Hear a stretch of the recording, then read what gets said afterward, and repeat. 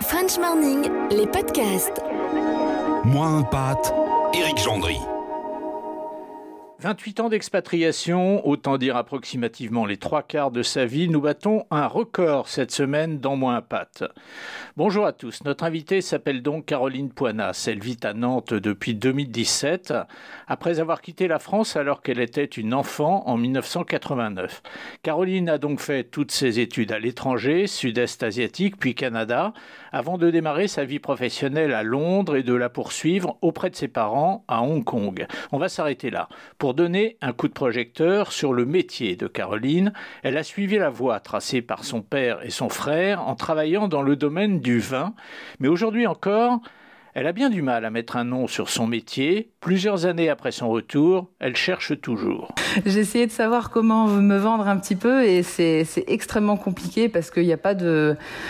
Il n'y a pas de mot en tant que tel, en fait. Je fais du marketing, j'ai une spécialisation en vin, je me suis retrouvée à être beaucoup dans le retail, donc j'ai pas de terme. C'est moi, c'est ma problématique. Un métier qui, pour l'instant, ne porte donc pas de nom, mais qui n'a joué aucun rôle dans le retour en France. Décision familiale initiée par le mari de Caroline, initiée aussi par l'envie de faire très vite connaître la France à leurs 2 enfants tout petits. Décision, somme toute, assez rapide, compte tenu du changement de vie que tout cela représentait pour Caroline. En fait, je le prenais comme un nouveau pays. Ce déménagement, pour moi, d'ailleurs, je dis pas toujours retour en France, je dis déménagement en France. Parce que c'est comme tous les autres. Moi, en arrivant, j'ai dû j'ai dû apprendre beaucoup de choses, en fait, sur le fonctionnement français, sur les dialogues, sur même la politesse, des trucs tout bêtes, la politesse, c'est des cultures, j'ai grandi dans des cultures tellement différentes que pour moi c'était une nouvelle expérience en fait, c'était exotique presque. Et vous estimez, vous, Caroline, avoir mis combien de temps à vous réadapter à la vie quotidienne, c'est-à-dire justement les convenances, la politesse, toutes ces choses-là, vous avez mis combien de temps selon vous ? Je pense honnêtement que j'ai mis au moins 1 an. D'accord. Au moins 1 an, ouais, facilement. On va parler boulot maintenant, Caroline. Vous avez travaillé, Vous avez été étudiante, vous avez été élève, vous avez été étudiante dans le sud-est asiatique. Vous avez créé votre métier dans des pays étrangers. Mais un métier qui appartient à la culture française. S'il y a un pays qui est réputé en matière de vin, c'est bien la France. Donc, le jour où vous êtes revenu en France, indépendamment du fait que vous cherchiez un nom pour le métier que vous exerciez, vous avez dû réadapter votre manière de faire, non, compte tenu que la France est une terre de vin. Oui, alors en fait, oui, j'ai dû tout réadapter. Quand je suis rentrée en France, j'ai trouvé assez rapidement un travail dans un domaine de vin à Chablis et dans l'équipe marketing. Et en fait, je me suis rendu compte que le fonctionnement, parce que j'ai toujours travaillé avec des étrangers, j'ai toujours travaillé en anglais aussi. Et je me suis rendu compte que ça n'avait rien à voir, mais ça allait jusqu'à un truc tout bête. Le clavier en France est un clavier AZERTY. J'ai toujours travaillé avec un QWERTY. Rien que ça me prenait un temps fou pour écrire un email. Et donc oui, c'était sur parler donner moins de mots anglais dans nos phrases. C'était sur des personnes qui avaient mon âge, avec qui en fait on n'avait pas du tout grandi de la même manière, on n'avait pas vu les mêmes choses, on n'avait pas les mêmes repères, on n'avait pas les mêmes. Enfin, tout est vraiment comme si j'arrivais dans un pays étranger.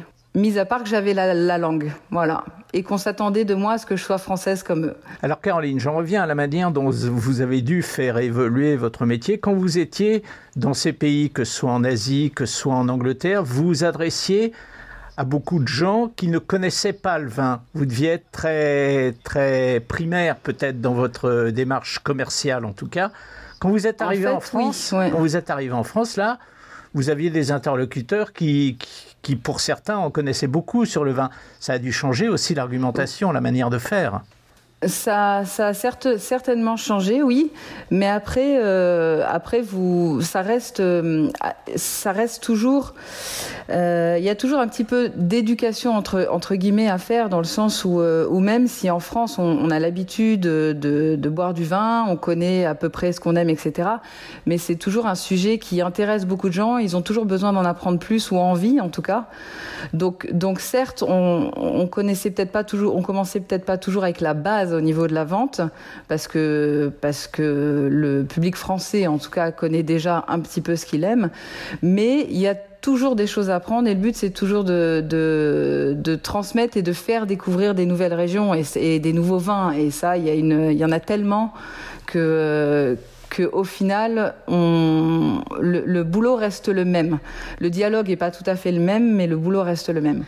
Comment va la vie? La question est idiote, mais comment vivez-vous en France aujourd'hui? Est-ce que vous avez des regrets de ces périodes, ou est-ce qu'au contraire, vous avez redécouvert la France véritablement? Aujourd'hui, j'adore la France. Maintenant, ça y est, j'ai compris, je sais comment ça fonctionne. J'ai moins peur de parler aussi de mon expatriation, parce que au début, moi en tout cas personnellement, j'en avais un petit peu peur, parce que j'avais peur de passer pour celle qui met en avant, ah oui, moi j'ai voyagé, moi j'ai vu ci, moi j'ai vu ça, et je voulais pas être cette personne. Tandis qu'aujourd'hui, j'ai compris qu'on pouvait rencontrer des gens qui seraient très intéressés, à qui on raconte nos voyages, et ça se passe très bien. Et puis je me rends compte, je continue à voyager en France en ce moment, et donc je découvre des régions superbes, c'est un pays qui est absolument magnifique, et qui a ses défauts effectivement, comme tous les pays au monde, mais qui a aussi, je trouve, beaucoup d'avantages, et je regrette pas du tout d'être installée en France. Je sais pas si j'y resterai ou si on rebougera, je sais pas, on verra. Si j'y reste et que je suis bien, et tant mieux. Mais après, c'est sûr que de temps en temps, quand il fait pas très beau, et que j'ai les photos des frères qui sont en Asie au bord de la plage, bah oui, là c'est des petits moments nostalgiques, mais c'est plus pour la famille qui est loin en fait que le pays en tant que tel. Professionnellement, est-ce que quand vous êtes arrivé en France et que vous avez dû rechercher un boulot dans un secteur d'activité qui était le vôtre, est-ce que vous avez tiré des bénéfices de vos expériences professionnelles, que ce soit en Asie, au Canada ou à Londres? Oui, j'en ai tiré des bénéfices, dans le sens où je pense que j'ai été prise déjà dans ce poste parce que on travaillait beaucoup à l'international, et que du coup j'avais déjà des connaissances et des compétences à l'international. Donc je pense que c'est ça qui a fait que j'ai eu le poste. Après, volontairement, j'ai pas visé tout de suite des postes de manager ou de responsable, parce que je me suis dit personnellement que justement j'allais avoir besoin d'un temps d'adaptation. Donc j'ai volontairement pris un poste un petit peu en dessous de ce que j'avais eu l'habitude de faire, pour me rôder en fait. Caroline, si je vous ai bien écouté, vous avez donc 2 enfants qui, quand vous êtes venue vous installer en France, n'avaient jamais connu la France, ou du moins ils l'avaient connue peut-être à des périodes de vacances. Donc voilà ma question, Caroline. Comment vous, femme qui aviez passé finalement très peu de temps en France, avez-vous réussi à expliquer à vos enfants ce qu'était la France qu'eux ne connaissaient pas du tout? Vous n'étiez pas la mieux placée pour leur expliquer ce qu'était la France? Non, après alors déjà, ils étaient tout petits. La deuxième, elle avait 4 ou 5 mois, donc je pense pas qu'elle s'est rendue compte de grand chose, honnêtement. Et le premier, en fait, depuis qu'il est tout petit, on le trimballe partout. Donc en fait, pour lui, c'est une nouvelle chose à découvrir. Donc voilà, on lui a dit, je sais plus exactement comment on lui a expliqué, mais bon, on lui a dit, on déménage, on va dans une nouvelle maison, dans un nouveau pays. Alors on leur montre, on a toujours des cartes du monde partout chez nous, donc on lui montre la carte, on leur explique. Voilà, qu'est-ce qu'ils comprennent exactement, qu'est-ce qu'ils intègrent, je sais pas, mais en tout cas le retour, le déménagement en France, s'est extrêmement bien passé, même pour les petits. Caroline, on va en arriver à la fin de cet entretien. Une phrase que vous avez prononcée à plusieurs reprises, « Je ne sais pas si je resterai définitivement ici ». Est-ce que vous auriez, je ne parle pas de votre mari et des aléas professionnels de la vie de votre mari, est-ce que vous, Caroline, vous auriez la volonté de repartir, l'envie de repartir? Oui, pourquoi pas. Là, tout de suite, non, pas spécialement, parce que je suis bien là où je suis. Mais en tout cas, je ne serai pas fermée s'il y a une opportunité, que ce soit pour mon mari ou pour moi.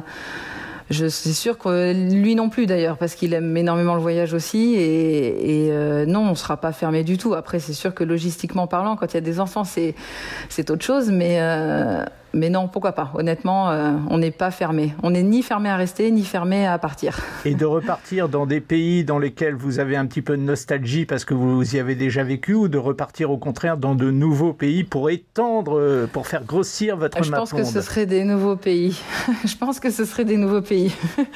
Parce que l'Asie, j'ai bien fait le tour déjà.